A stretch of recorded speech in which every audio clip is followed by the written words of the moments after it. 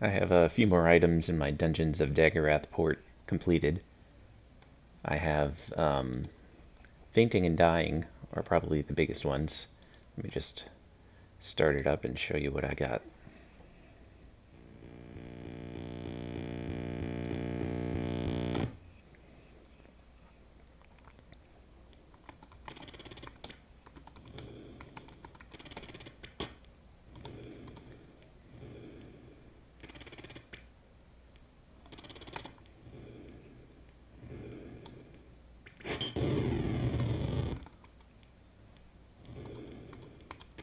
So previously you could take damage and your heart rate would go up, but no matter how high it went, you would never pass out and you would never die.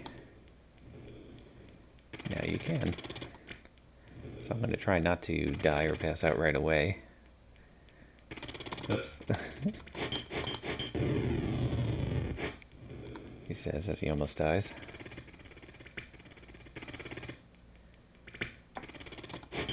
If that stone giant hits me, I'll probably die.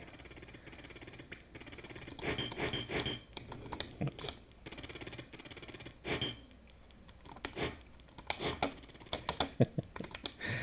Not doing very well. Okay.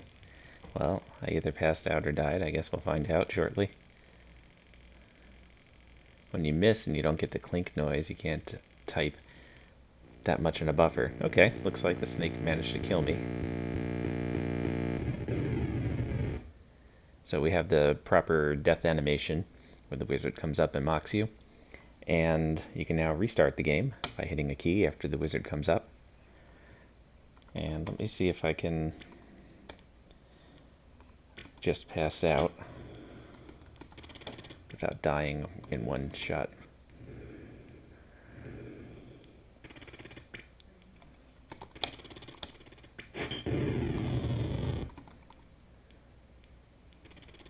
Oops. I am doing horribly.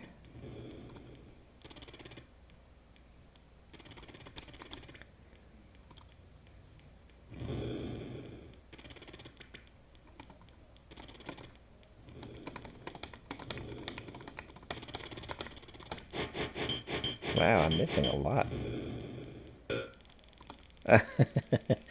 So I think when a stone giant hits you, if your heart is low enough, you'll just pass out and not die. Unless, well, I guess my heart rate was too high. So as you can see, you can die over and over again.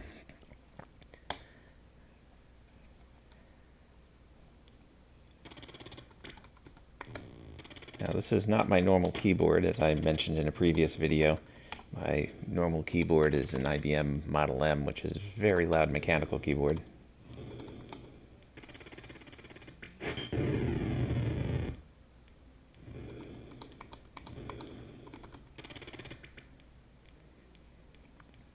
So I'm using this little Mac keyboard. It's okay, but I can't type my commands as well on it as I can with my big keyboard.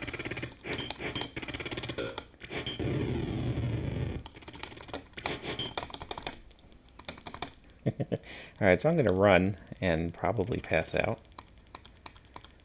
There we go.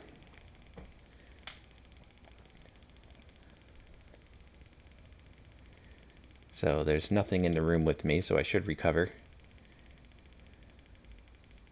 While you're passed out, just like in the original game, anything you type is not buffered.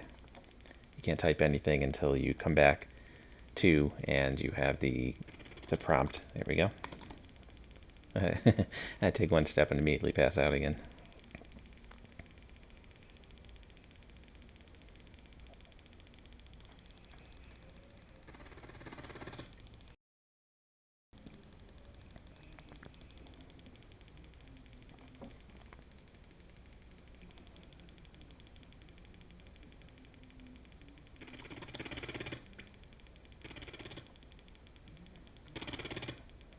Alright.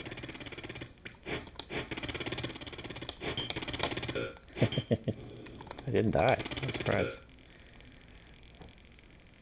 Alright, well, I'm playing absolutely horribly, but I did want to show dying and passing out, so that's good.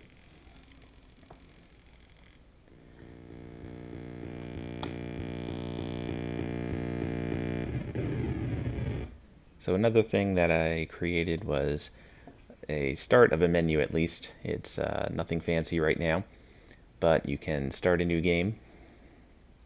It will also pause a game. So let me go ahead and start a game and show you what pausing.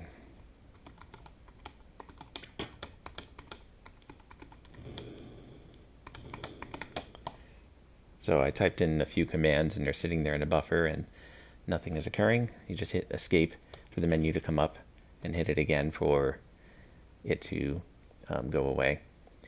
You can also restart from the intro. It should be almost like turning off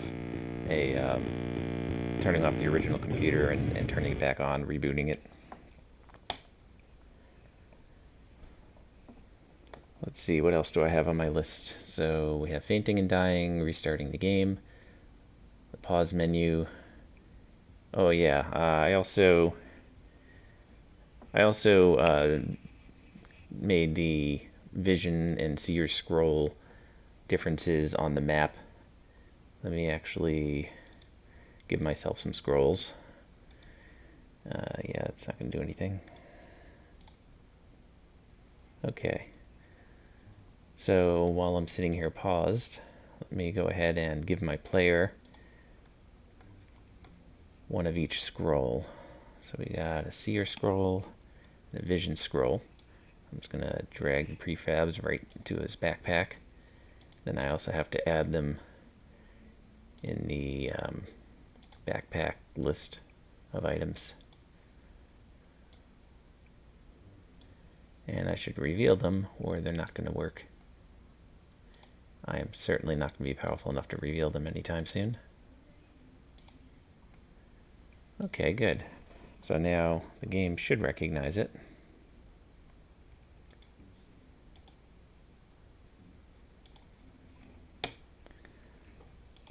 Okay.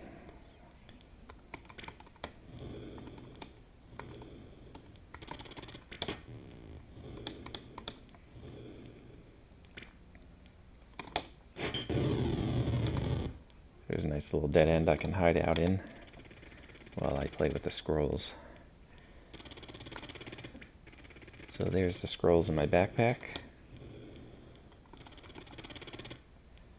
Let's take the vision scroll. So the vision scroll shows the map, but it doesn't show any of the items or the creatures.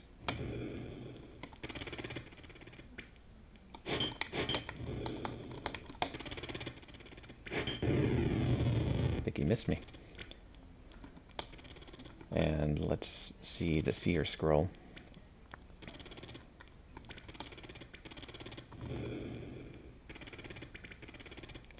Let's kill this snake first.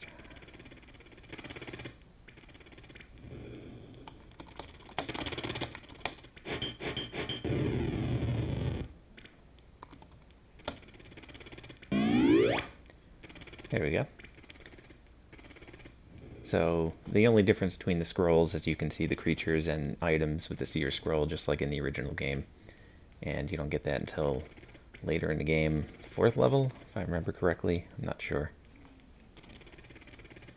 And when you hit any key, it goes away.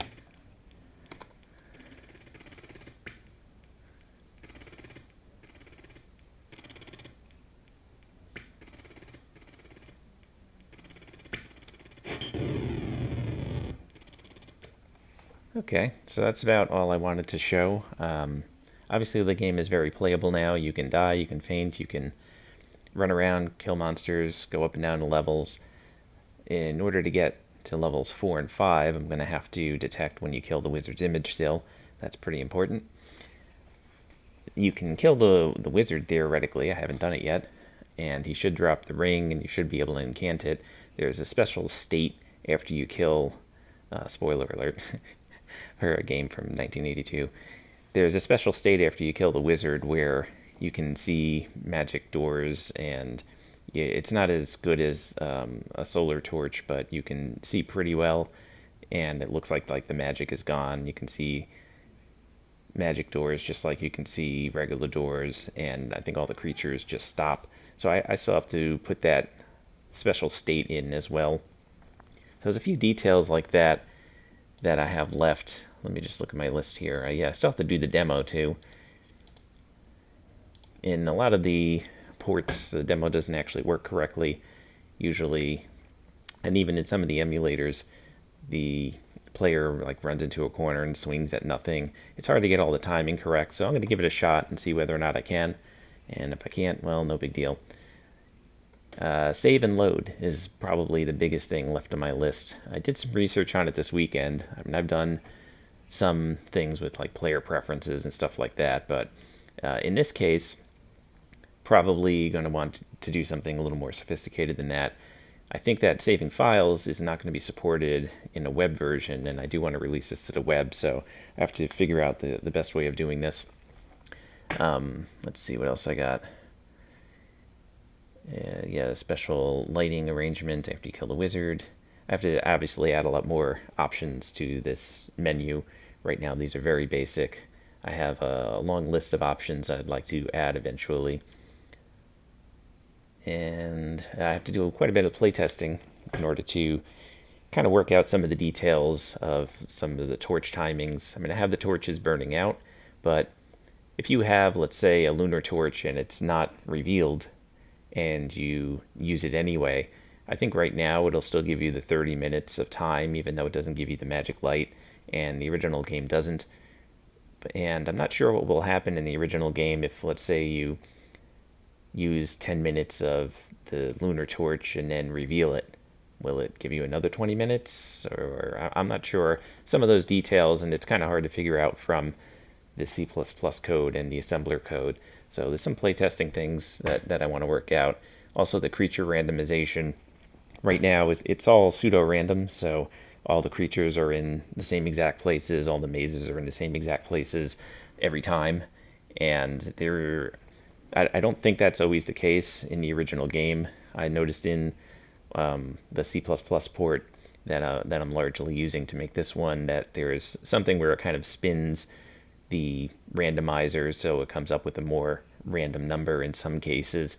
So I'm just going to do some playtesting at some point and figure out all those details to try and make it act like the original game as much as I can. So I guess until next weekend.